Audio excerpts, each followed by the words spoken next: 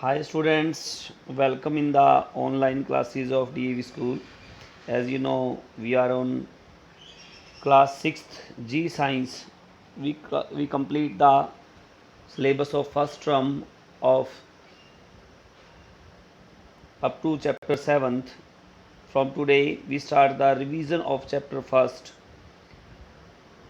जैसा कि आप जानते हैं, अब तक हमने टर्म 1 का सिलेबस जो है वो एक तरह से कंप्लीट कर दिया है। अब हम फर्स्ट चैप्टर से रिवीजन स्टार्ट करेंगे।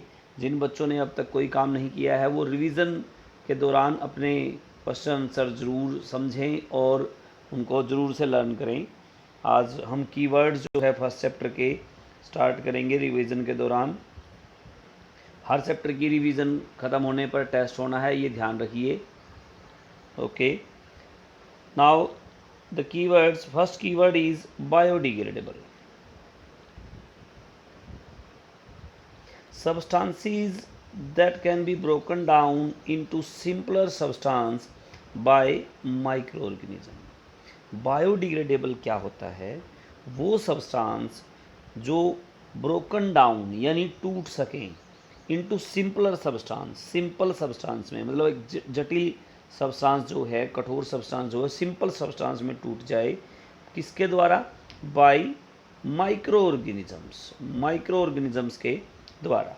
तो वो क्या कहलाता है? Biodegradable. Next is consumer, animals that do not make their own food. वो एनिमल्स जो अपना भोजन स्वयं नहीं बना सकते, स्वयं प्रिपेयर नहीं कर सकते, and are depend on the producers, और किस पर? प्रोड्यूसर्स पर डिपेंड होते हैं, तो उनको क्या कहा जाता है? कंज्यूमर्स। जैसे हम हैं, हमारा भोजन कहाँ है? पेड़ पौधों से हमें मिलता है, पशु दूसरे पशुओं से हमें मिलता है, ठीक है। तो हम क्या हैं? कंज्यूमर्स हैं। बहुत सारे एनिमल्स क्या होते हैं? कंज्यूमर्स होते हैं। Next is decomposers, organisms which derive their food from dead and decaying plants and animals। वो organisms जो अपना भोजन, अपना खाना मृत, मरे हुए, गले सड़े प्लांट्स या एनिमल से प्राप्त करते हैं, वो कहलाते हैं डीकम्पोजर्स। जैसे आपने देखा होगा, अगर कोई पशु मर जाए तो 2-4 दिन, 5-7 दिन के बाद वो अपने आप समाप्त हो जाता है। तो वो क्यों समाप्त हो जाता है? क्योंकि उसको डीकम्पोजर्स ख़त्म कर देते हैं, अपना भोजन बना लेते हैं। कोई पेड़ पौधा है, टूट जाता है तो वो पड़े पड़े गल सड़ कर अपने आप समाप्त हो जाएगा, तो डीकम्पोजर्स उसको समाप्त करते हैं। That is decomposers. Food chain, A series और ऑर्गेनिज्म इंटर रिलेटेड सीक्वेंस, एक सीरीज ऑर्गेनिजम्स की एक सीरीज जो एक दूसरे पर इंटर रिलेटेड सीक्वेंसली होती है। सीक्वेंसली क्या होती है? इंटर रिलेटेड होती है।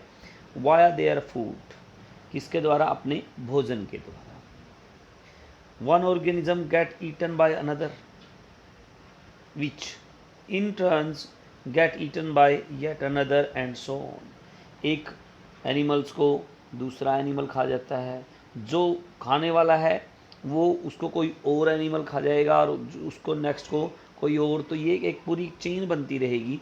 जैसे क्या है? घास है, घास को हिरन खाता है, हिरन को शेर खाता है, शेर मर जाता है, उसको डिकम्पोजर्स उसको ख़त्म कर देते हैं और वो उसके जो मिनरल्स बन के मिट्टी में मिल जाता है और फिर उसको घास में, घास जो है या कोई और पेड़ पौधे जो हैं उसको यूज़ कर लेते हैं, ठीक है। तो ये क्या बन गई? एक पूरी चेन बन गई, इसलिए इसको फूड चेन कहा जाता है।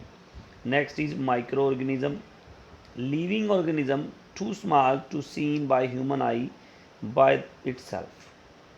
माइक्रो ऑर्गेनिजम्स क्या होते हैं? छोटे छोटे लिविंग ऑर्गेनिजम्स जिन्हें हम नंगी आंखों से, ह्यूमन आई से नहीं देख सकते, उन्हें कहा जाता है माइक्रो ऑर्गेनिजम्स।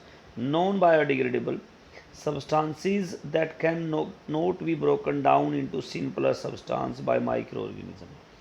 वो सब्सटेंस जिनको ब्रोकन डाउन यानी तोड़ा नहीं जा सकता into simpler substance by the micro organism. किसके द्वारा? माइक्रो ऑर्गेनिज्म के द्वारा। तो वो क्या कहलाता है? Non biodegradable.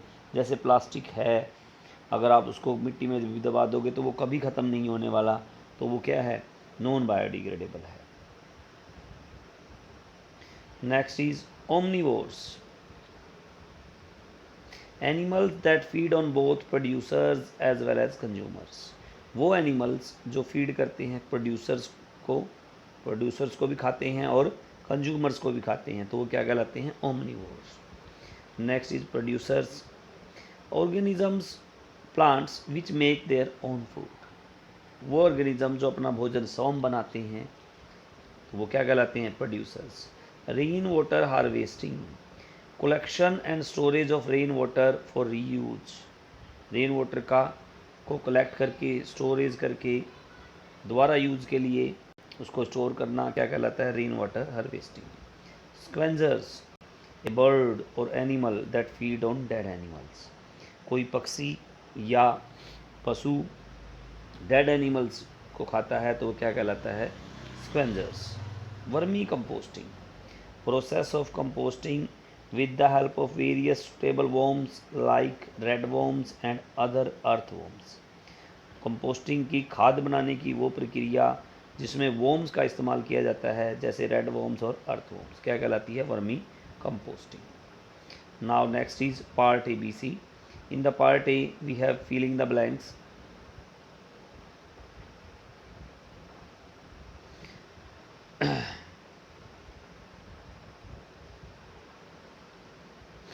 Plastic is dash act as it cannot breaken down into simpler substance in the nature, तो यहाँ क्या आएगा? Non biodegradable. आपने लर्न करना है इसको अच्छे से। We must say no to dash and use dash और डैश, हमें पॉलीथीन बैग्स को नो कहना है, यहाँ क्या आएगा? Polythene bags. और जूट बैग्स और क्लॉथ बैग को क्या कहना है? यस, ओके, यूज करना है उनको। The flowers of dash bloom with sunrise and close after sunset, वो फ्लावर जो सनराइज पे ब्लूम करता है, खिल जाता है और क्लोज हो जाता है सनसेट पे, तो उसको बोलते हैं मॉर्निंग ग्लोरी। क्या होता है वहाँ पे? यहाँ पे क्या आएगा? Morning glory. Dash and dash are among animals found only in the cold regions, polar bear and penguin, polar bear and penguin वो एनिमल्स हैं जो कोल्ड रीजन्स में पाए जाते हैं। Dash and dash process help in balancing the carbon dioxide and oxygen in the atmosphere, respiration and photosynthesis, respiration and photosynthesis दो processes हैं जो कार्बन डाइऑक्साइड और ऑक्सीजन में एटमॉस्फेयर के अंदर बैलेंस बनाए रखती है। Now part B, true false. Herbivore can prepare their own food, herbivore अपना भोजन खुद बना सकते हैं, no, false. Fungi and bacteria are organism that can easily seen by the human eye by itself, that's also false. Sunflower faces the east in the morning, sunflower कहाँ पे? सूरजमुखी का जो फूल होता है मॉर्निंग में ईस्ट की तरफ उसका मुंह होता है, yes, true. Camel do not have sweat glands, camel के स्वेट ग्लैंड नहीं होते, yes, also true. Soil is important biotic component for our environment, false, biotic component नहीं होता, that is false. Now next is part C, first one, biotic environment includes, biotic environment includes, तो इसमें क्या आएगा?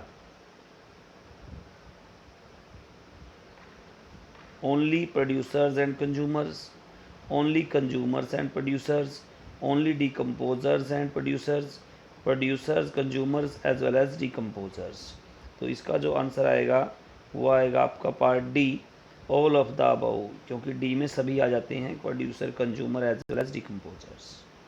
Next is the group of organism which convert light for making food are called, वो क्या कहलाते हैं? Autotrophs, that's the answer, autotrophs. Decomposers includes, decomposers में क्या क्या होता है? Bacteria only, fungi only, bacteria as well as fungi only, that's the answer, okay. Which of the following is not biodegradable, biodegradable कौन सा नहीं है? Vegetable, fruits, earthworms, aluminium foil, तो यहाँ आंसर क्या आएगा? Aluminium foil, that's your answer. Vermi composting is done by fungus, bacteria, worms, aquatic animals. तो आपका आंसर आएगा worms. And an animal that is not affected much by heat of the desert। Heat of desert ज़्यादा affect नहीं कर पाती किस animal को, तो इसका आंसर क्या आएगा? कैमल। कैमल कैमल जो है बड़ी आसानी से रेगिस्तान में रह सकता है। तो हमने चैप्टर फर्स्ट का के कीवर्ड्स और पार्ट ABC आज रिवाइज़ किए हैं। आपने इनको अच्छे से लर्न करना है और अपने पेरेंट्स को सुनाना है, लिख के भी देखना है। आप चाहें तो रफ कॉपी पर इनको लिख के भी देख सकते हैं। ओके, ये आपका आज का होमवर्क रहेगा, ठीक है। कल हम पार्ट D और नेक्स्ट डे पार्ट E करेंगे। नेक्स्ट डे आपका, आप याद ध्यान रखें, जिस दिन भी आपका कंप्लीट होगा चैप्टर, उससे नेक्स्ट डे आपका टेस्ट होना है। पर चैप्टर आपके अब टेस्ट होने हैं, तो आपका टेस्ट होएगा उसके नेक्स्ट डे ही। Okay, now be at home, be safe, thank you so much.